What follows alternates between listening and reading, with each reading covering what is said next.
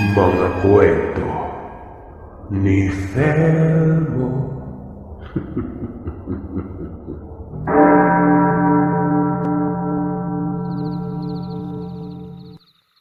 Itago niyo na lamang po ako sa pangalang Rene. Nangyari ang lahat ng ito nang binata pa ako. 21 taong gulang ako noon.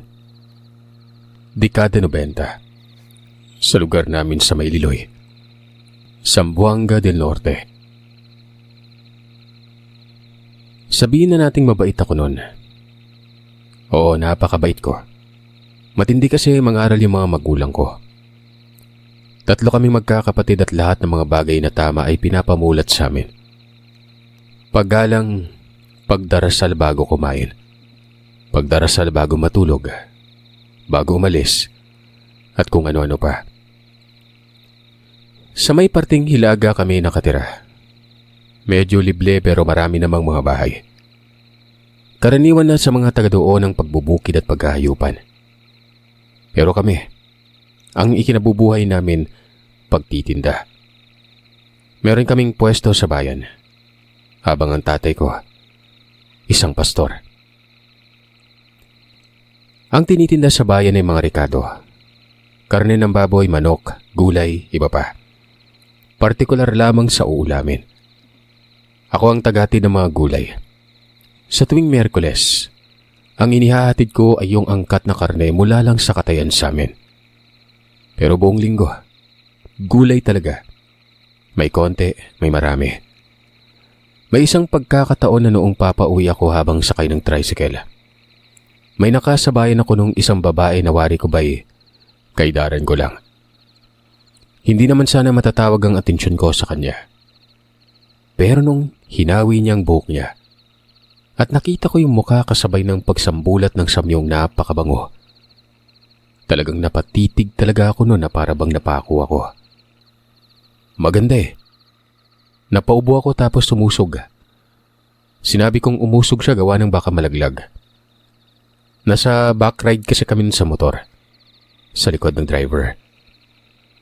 Mahaba naman ang upuan gawa ng may extension na bakal. Pero pasakali ko lamang ito para naman humarap talaga sa akin itong babae. Napayuko ako gawa ng maganda talaga. Mapungay ang kanyang mga mata na bagay sa mukha na may cute na ilong at maliit na bibig. Nagpasalamat. Nung pumara itong sinasakyan namin, bumaba ako at pinausog ko siya sa may driver. Napangiwi pa ang bubig ng babae at sinabing ako na lang daw.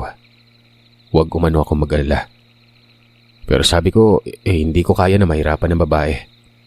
Napayo ng mga magulang ko dapat paboran palagi. Ngumisi ito na para bang kinilig. Itong driver napansin siguro yung hirit kong yun kaya natukso ako.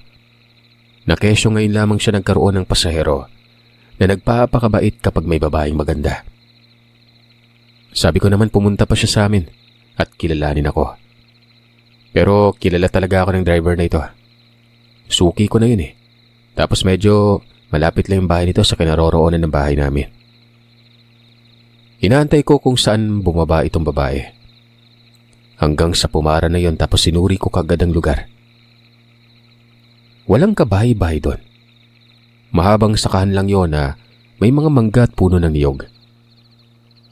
Nung umandar na yung sasakyan, nagtanong ako sa driver na pangalanan na lamang nating Mang Simon. Kung saan kaya ito nakatira? Nagkibit balikat itong si Mang Simon. Ang sabi ay baka doon sa may looban. Parang may bahay daw doon. Napapatango lamang ako. Pero hindi na maalis ang simpatya ko sa babaeng ito.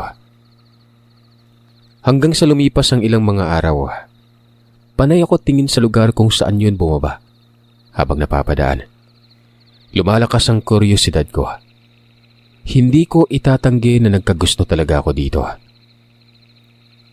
Hanggang sa naisipan kong bumaba isang beses nun. Hapon ito. Papauwi na rin ako. Hindi naman magagalit ang tatay kahit matagalan buhat nang tapos na ako sa trabaho ko eh. May mga kanya-kanya kasi kami mga trabaho magkakapatid nun. Mga babae ang mga kapatid ko. Sa bahay lamang sila. Kung anong gawain sa bahay, sa kanila na lahat. paglalaba, paglilinis ng paligid at kung ano-ano pa. Maging sa pagluluto ng makakain nun. Kanila na yon. Si tatay ay wala palagi sa bahay. Hapon ito kung umuwi. Para bang halos araw-araw na lamang na may nagpapadasal at nagpapabasbas sa bahay. Kaya abala ito. Kung saan-saan na lamang nakakarating. Hanggang sa ito na nga. Siniyasat ko ang lugar na ito. Inuna ko yung isang parte. May daanan ng tao pero hindi naman ganon ka detalyado. Para bang mabubura na yon buhat ng tinubuan na ng mga damo. Pero sinubukan ko pa rin itong pasukin. Siguro, tinatay ang mga 2 ektaryang nalibot ko pero nagmukha lang akong iniwan ng bait. Puro na lang sakahan doon. May bahay pero napakalayo. Tsaka, hindi ko makita sa babaeng yun na doon talaga nakatira sa may sulok ng kakahuyan eh.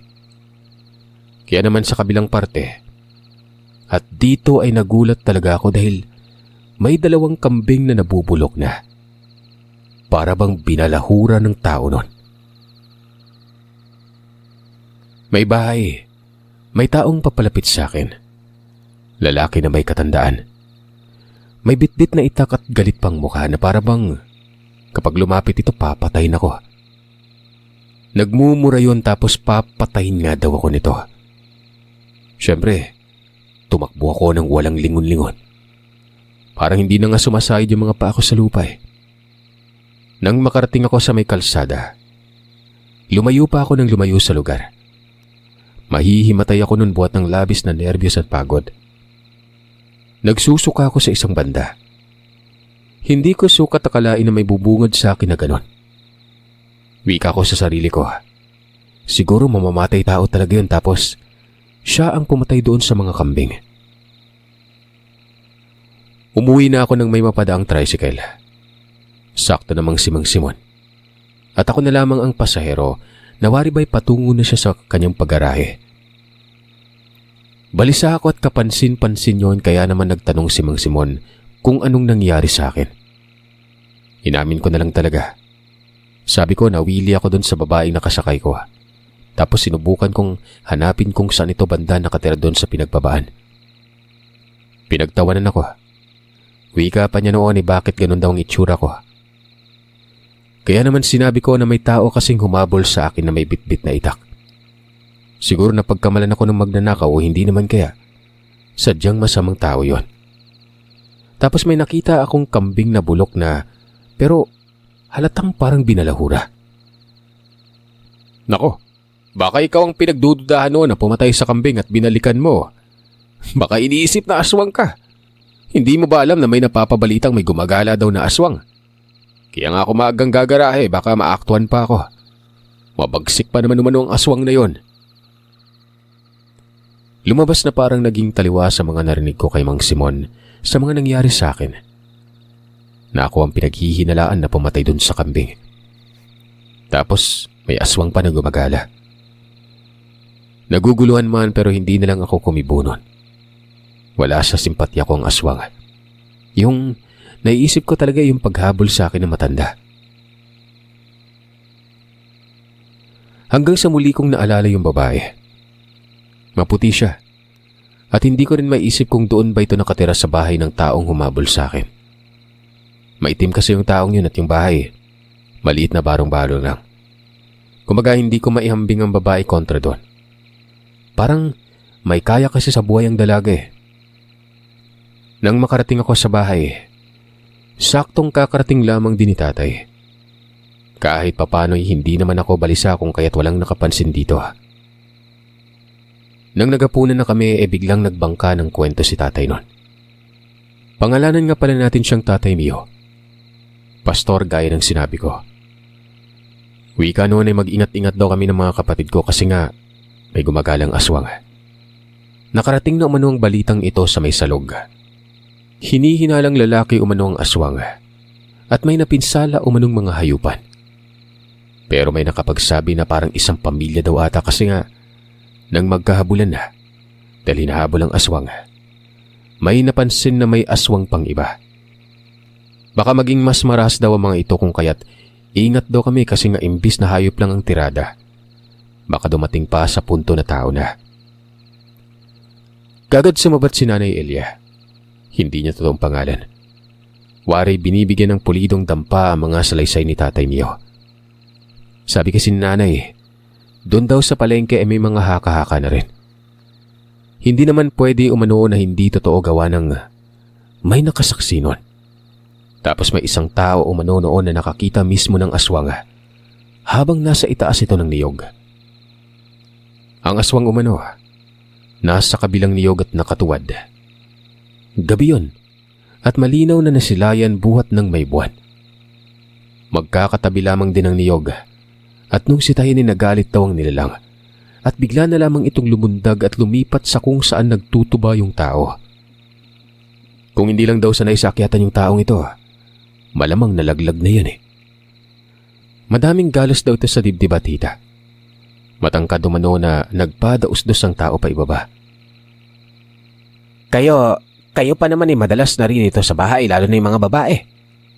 Ikaw rin huwag ka nang sumasaglit pa sa kung saan-saan kapag may inihahatid kang paninda at pauwi ha. Sabay-sabay kaming nagsitango ng mga kapatid ko. Ako pala yung panganay, Sir Seth. Itong kapatid ko na sina Ara at Vince, nasa 16 at 18. Pinakabunso si Ara. Bagamat may mga paalala yung mga magulang ko ay hindi ko sinabi yung mga nangyari sa akin. Pero nagkakaroon ako ng kutob na baka totoo nga na napaghinalaan akong aswang doon kaya hinabol ako. Baka inisip ng tao na ako ang pumaslang sa mga kambing. Ganito ang gawin ninyo mga anak. Kapag may taong hindi kilala ay huwag kakausapin ha. Kahit pa mabait sa mga mata nyo, limitahan ninyo muna yung pagiging magalang sa ngayon. Delikado. Alam ko pa namang napakababait ninyo. Makiramdam lamang tayo sa balita at kapag payapa na bumalik na sa normal. Ha? Sabi ng tatay. Maraming araw ang lumipas. Ginawa nga namin yun. Kapag may tao na makakasalubong ay hindi ko pinapansin. Ito naman mga kapatid ko ay hindi na naglalabas ng bahay. Lalabas lamang kapag magpapakain ng mga baboy. Nasa likod lamang yun ang tirahin namin. Karaniwang tahanan lamang meron kami. Isang palapag na bungalow. May bakuran na gawa sa kawayan. May supply naman ng kuryente doon at tubig. Kaya hindi ganoon kahirap. Hindi katulad nung dati nung bata pa kami ang layo ng pinag-iigiban. May mga kapitbahay kami. Sabihin na nating isang hamak na nayon ito. Magkakadistansya ang mga bahay at malinis ang paligid. Larawang probinsya talaga. Sa mga sandaling ito kahit lumipas ng ilang araw, linggo at buwan, hindi pa rin mawawala sa isip ko yung babae. Ang daming bumabagabag sa isipan ko. Nagmistula na kasi itong misteryosa. Hanggang sa noong napagala ako sa bayan, sa hindi ko inaasang pagkakataon ay nakakita ako ng kamukha niya. Mga ilang distansya lamang ito mula sa tiyangge. Sinamahan ko si Nani noon sa pagtitinda buong maghapon. Pinauna na lamang ako ng uwi. Pero imbis na umuwi, gumala muna ako. Yun na. At nakita ko na itong babaeng ito. Nakatalikod ito pero nasulyapan ko yung mukha. Walang ano-ano'y lumapit ako. Tinabihan ko. At paghawi ng buhok sabay titig sa akin. Kumabog ng malakas ang puso ko. Kumpirmado. Yun nga ang babae nun.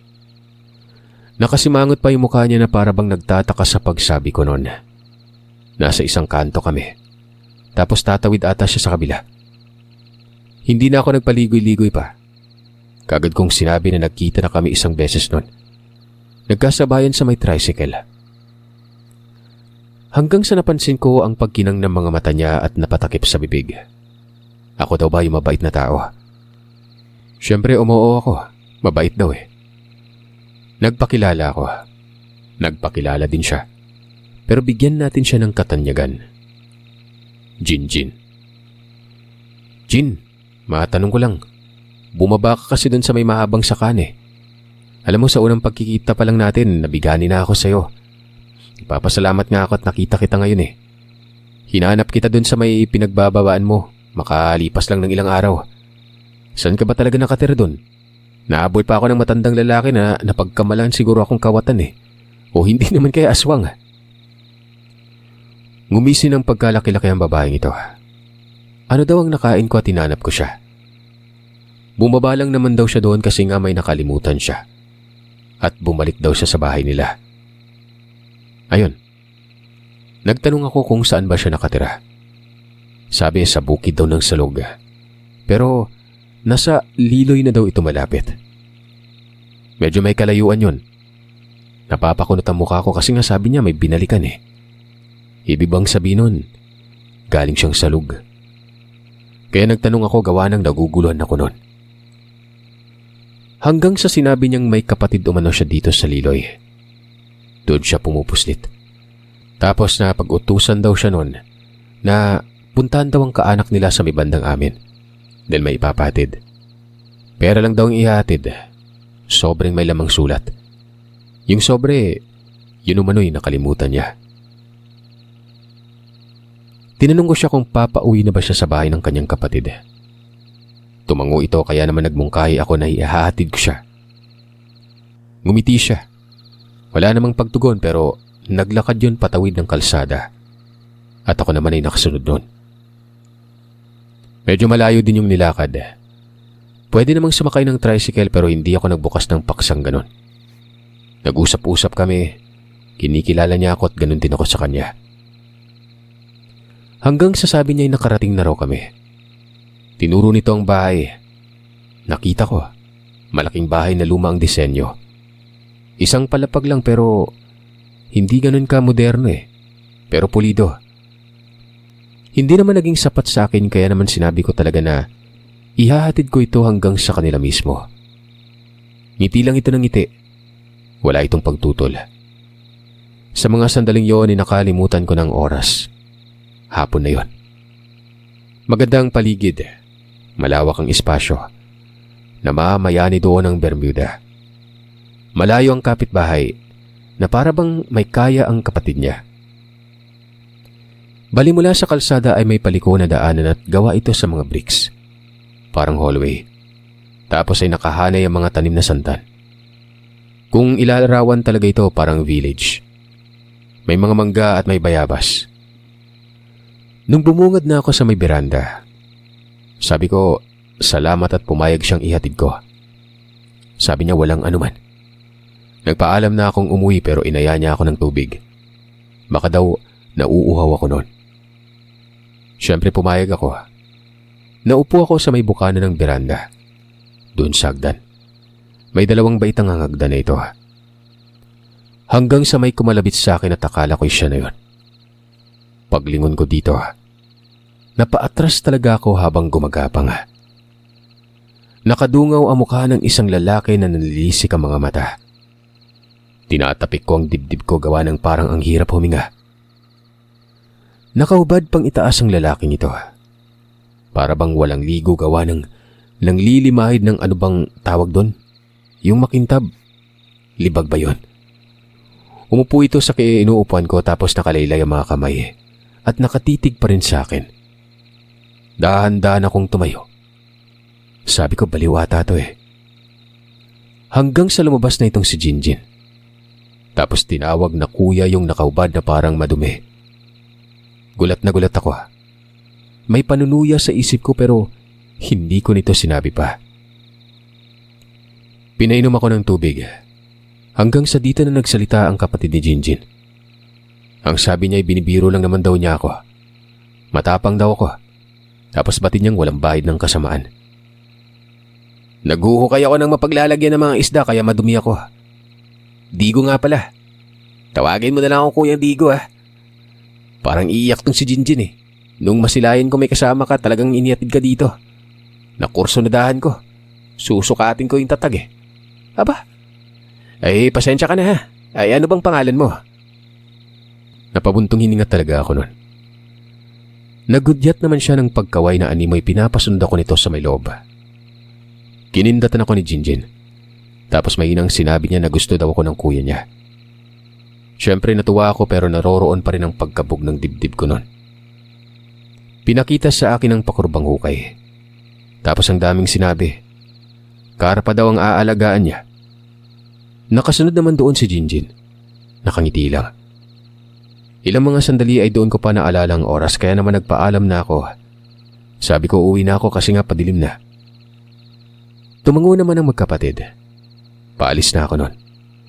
Naroroon na ako at nakatapat sa biranda nang habulin ako nitong kuya ni Jinjin at sinabing antayin daw siya dahil ihahatid niya ako.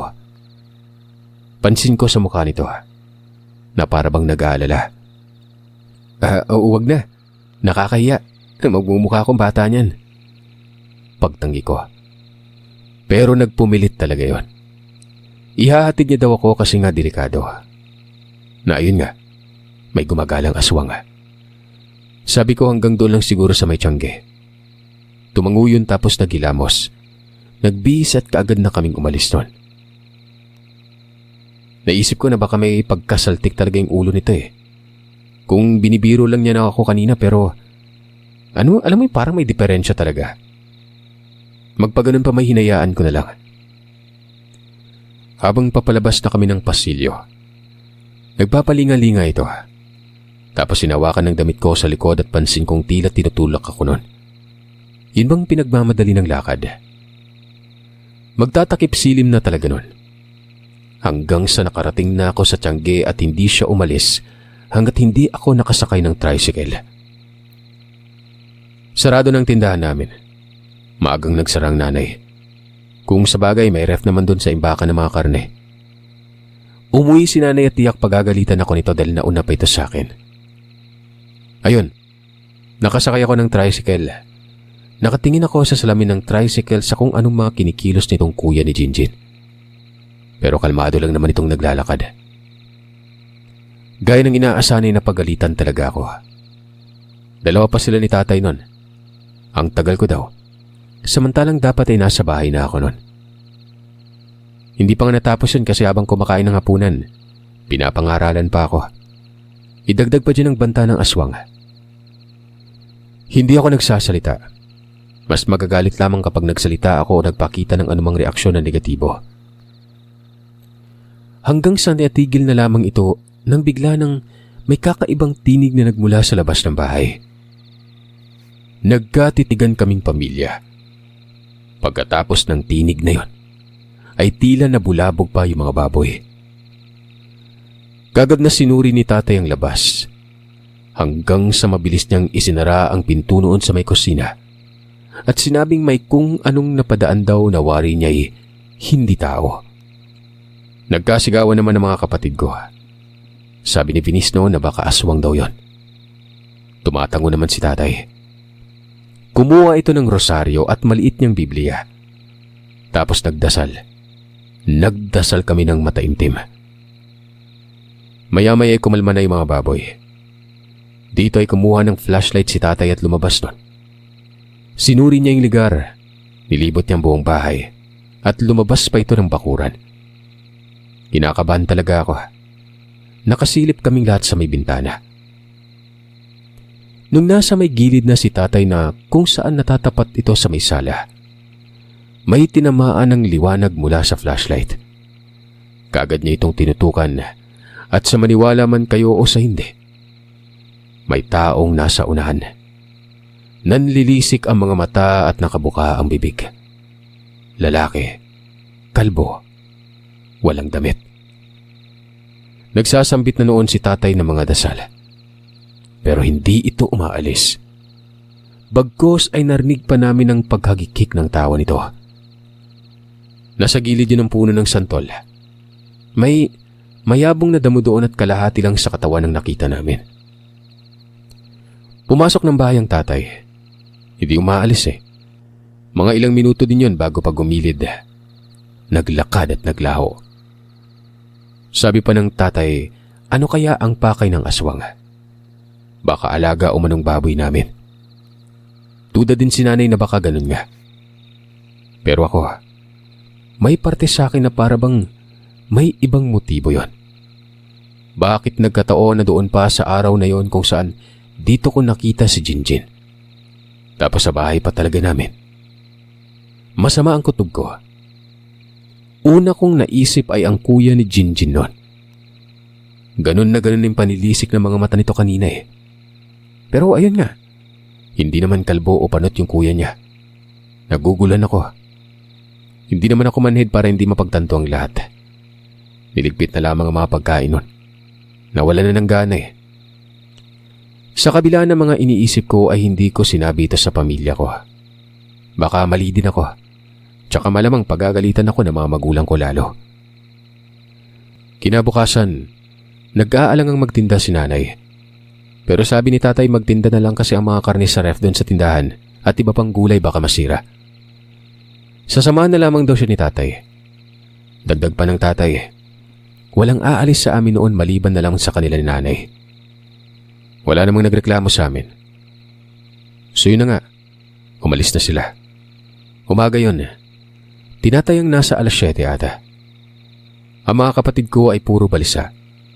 Panay silip sa bintana na animoy kinapitan ng phobia. Tumambay ako sa may beranda. Nagkakape. Sa hindi ko mawaring dahilan ay may nakita akong babaeng nakatayo sa may unahan. Sa may likuan kung saan makakalapit na sa may kalsada. Sa likod ng poste, doon ito nakapwesto. At kung hindi ako nagkakamali, sa wangis pa lamang ng pangangatawan at haba ng buhok niya, si Jinjin yun. Napatayo ako. Tinitigan ko maigi hanggang sa itinaas ang kamay at kumaway. Para bang tinatawag ako. Hindi ko naman alam ang gagawin ko. May pagdududa akong bit-bit doon pero isinantabi ko muna at baka kasi mali din naman ako. Nilapag ko ang tasa na may kape sa railings ng beranda. Tapos sinabi ko sa mga kapatid ko na may bibilin lamang ako sa kanto at babalik agad nun. Umaga naman eh. Hindi naman ako pinansin ng mga kapatid ko. Patakbo akong lumalapit. Unti-unting nagiging malinaw na si Jinjin nga ito. Kunot noon naman akong nagtanong kung paanong naroroon siya. Hindi ito kagad nakapagsalita. Nakikita kong tila ba nag-aalangan yon.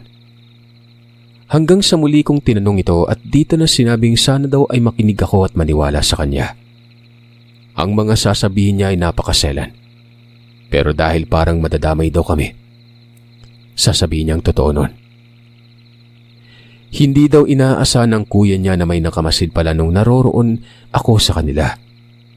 Kaya ako hinatid ng kuya niya. Baka gamitin daw akong kasangkapan para patumbay ng kapatid niya nun. Mainit-init umano ang kapatid niya. Mainit-init sa kapwa aswang. Anong ibig mong sabihin? Anong aswang? Pakilinaw naman, Jin.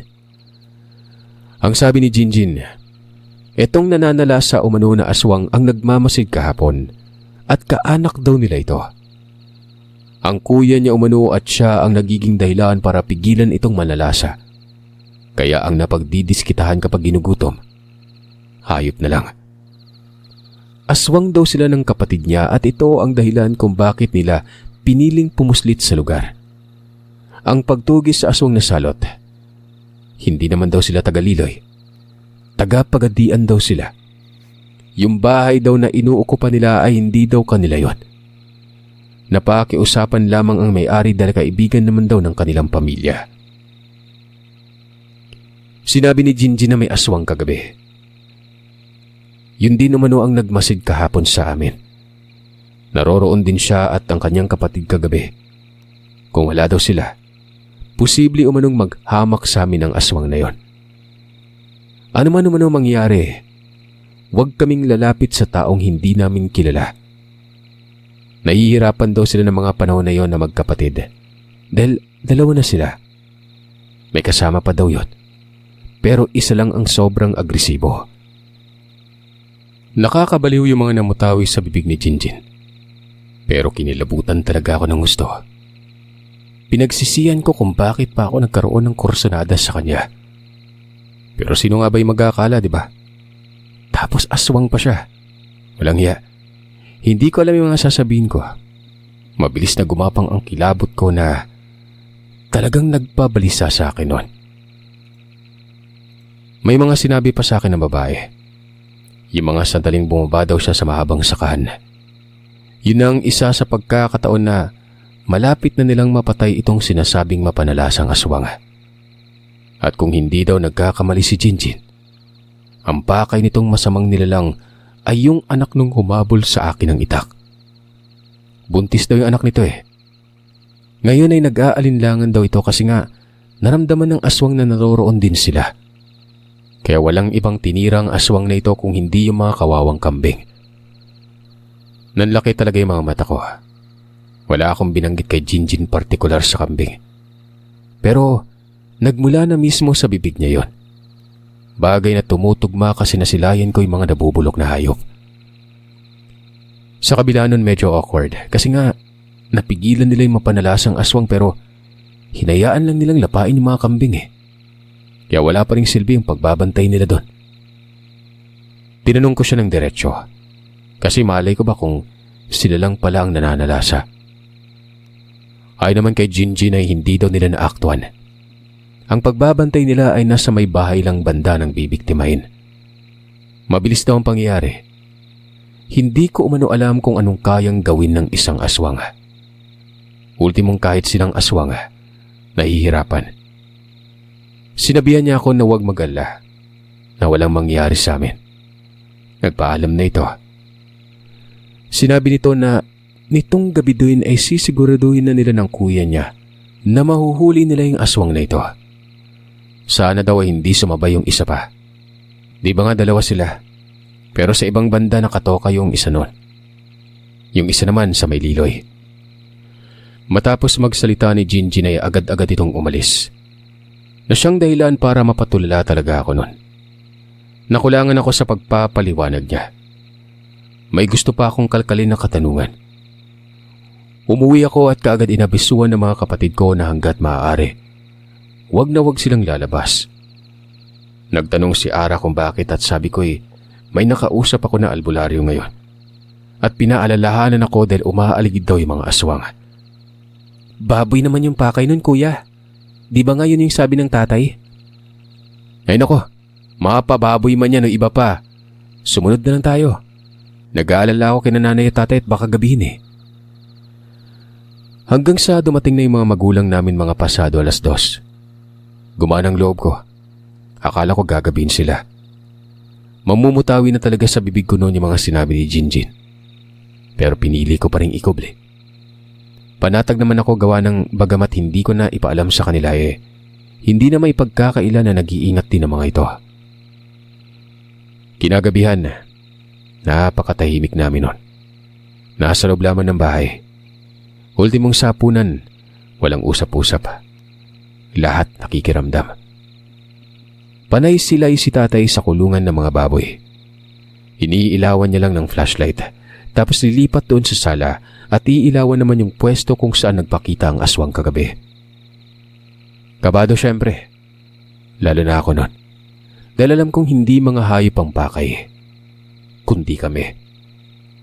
Binabantayan ko yung mga kapatid ko, maging yung mga magulang ko. Sinisita ko sila na huwag magpagilid sa bintana. Imbis na sa kanika nilang silid kami matulog, naglatag ng banig si nanay sa may sala. Malaking banig na para sa mga bisita yon. Panay dasal ni tatay. Hindi pa humihiga. Ang nakahiga doon si nanay at mga kapatid ko. Ako nasa kusina banda. May nakasuksok pang kutsilyo sa kiliran ko noon. Ito mga kapitbahay namin noon ay nabigyan pa ng abiso ng mga magulang ko kaya napakatahimik talaga nila doon. Alam kong pati sila nakikiramdam din. Walang katiting na sinyalis na merong aswang. Kaya heto ako. Dumiretso ako sa may sofa at humiga nun. Sarado na rin yung mga bintana. Hanggang sa nakatulog ako at ginising ng alinsangan. Pawis na pawis. Pumangon ako at uminom ng tubig nun. Kinuha ko yung flashlight at sinipat ang likod ng bahay. Wala namang kahina-hinala pero may naririnig akong bulungan. Parang nasa labas ng bakuran, malapit sa bukana. Sinilip ko at napako ako sa kinatatayuan ko. Si Jinjin, nasisilaw sa ilaw, kasama ang kuya niya. Sila pala'y nag-uusap. Mukhang normal silang tingnan. Bigla niya akong tinawag na para bang alam na alam niyang ako'y nakasilay at nakatutok sa kanila ng flashlight. Malakas ang pagtawag niya. Akala ko magigising yung mga kasama ko eh. Pero hindi. Dahan-dahan kong binuksan ang pinto papuntang beranda. Lumapit naman itong si Jinjin sa akin. Kinakabahan ako dahil nga nabanggit niyang aswang siya pero ayun nga, nasaan yung tao naman? At hindi naman kasing pangit nung kagabi na kalbong aswang. Ang sabi niya may ipapakita daw siya sa akin. Sabi ko sa sarili ko baka kung ano na naman yung gawin niya sa akin nun. Hindi ako pumayag. Nakaawak na ako sa patalim na nakasukbit sa likuran ko. Tinanong niya ako kung wala daw ba akong tiwala sa kanya. Kung may gagawin daw siya dapat noon pa niya ginawa yon. Nakita kong kumakaway-kaway din ang kapatid niya. Napabuntong hininga ako. Kung may gagawin man sila ay sisigaw talaga ako ng malakas noon. Sumunod ako kay Jinjin. Gulat na gulat ako dahil may nakita akong nakahandusay sa may lupa. Hubad, nakadapa. Sinisipa-sipa ni Kuya Digo at pagkatapos ay napapitlag ako noon. Hindi ako pwedeng magkamali. Yun yung kalbo kagabi. Napakapangit ng mukha niya. Pero wala na itong buhay. Tinanong ko kung anong nangyari at sabi naman ng kapatid ni Jinjin. Sinunggaban daw ito kaagad ng kapatid niya at sinakal para hindi makaatungal. Tinitigan ko yung leeg. May parang latay at tila bali ang leg nito. Masyado manong naging kampante ang aswang. Akala umano nito ay hindi sila nagbabantay. Malayo daw kasi sila at noong umaaligid na ito, saka pa lang sila kumilos. Nakatulong daw kahit papano ang pangontra ng mga kapitbahay namin. Kasi ang naramdaman ng mga ito ay hindi sila, kundi yung mga pangontra. Tinanong pa nila akong kung alam ba ng mga kapitbahay ko ang patungkol doon. Hindi. Sila lang na mga magulang ko yung nag-abiso. Wala din naman akong binanggit sa mga magulang ko patungkol sa inyo eh. Ang alam lang nila may nagbabalak sa mga alaga naming baboy. Kalain mo nga naman. Ito lang isang to yung sobrang mapanalasa eh. Yung iba sa amin katulad lang naman ninyo na namumuhay ng normal. Yung isa pa Jinjin, napansin mo ba? Hindi ko na mataan eh. Sabat ng kuya ng dalaga. May isa pang aswang at ito na ang pinag-uusapan nila. Ayon naman kay Jinjin mukhang abala raw ito sa ibang lugar. Hindi naman daw ito naging interesado sa kanila maliban lang sa aswang na napatay ngayon. Nagpaalam si Jinjin. Aalis na daw sila. Walang ano-ano'y binuhat ng kapatid niya ang labi at malamig na naglakad palayo. Ako parang nananaginip eh. Bukod sa may mga dapat pa akong malaman sa magkapatid idagdag pa itong pagpatay nila sa aswang na mapanalasa na hindi man lang namin nalalaman. Kung hindi ako nagising malamang wala talaga akong kaalam-alam nun. Hindi na ako nakatulog nun. Kinabukasan ay sinabi ko sa mga magulang ko na nagising ako at may mga albularyo, nagkahabulan. Akala ko'y aswang ang hinahabol at siguro'y naabutan. Hindi ko na lang sila ginising gawa ng puyat sila at mantala pa. Hindi ko alam pero nagagawa ko ng magpanggap sa kanila. Ayaw kasing sabihin ng isang bagay na posible pa akong pagalitan eh.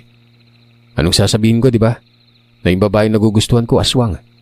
Tapos pinatay nila yung nagbabanta o masamang aswang sa lugar. E di maraming tanong yan, di ba? Mayayari ako dahil may ugnayan kami ni Jinjin eh. Maraming araw ang lumipas.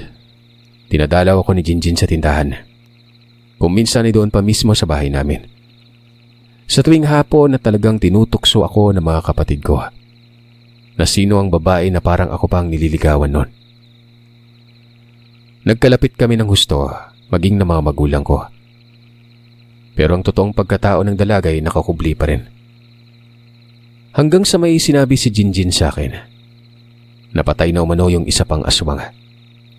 Uuwi na daw sila noon ng Lanao. Nagtanong ako kung babalik pa ba. Sabi niya wala namang babalikan. Diretsahan ko siyang tinanong kung ako ba'y hindi niya babalikan noon. Minura ako at sinabing paano niya raw ako babalikan wala namang kami. Hindi ko daw siya niligawan. Kapag niligawan ko daw siya ay mananatili siya sa bahay na yon. Nag-alangan ako nun kasi aswang. Pero nahulog na yung loob ko Kaya ayun, niligawan ko. Mas pangit pala itong si Jinjin kesa doon sa pinatay na aswang. Sabi ko kasi ipakita niya yung totoong anyo niya eh. Pinagsisihan ko talaga yun.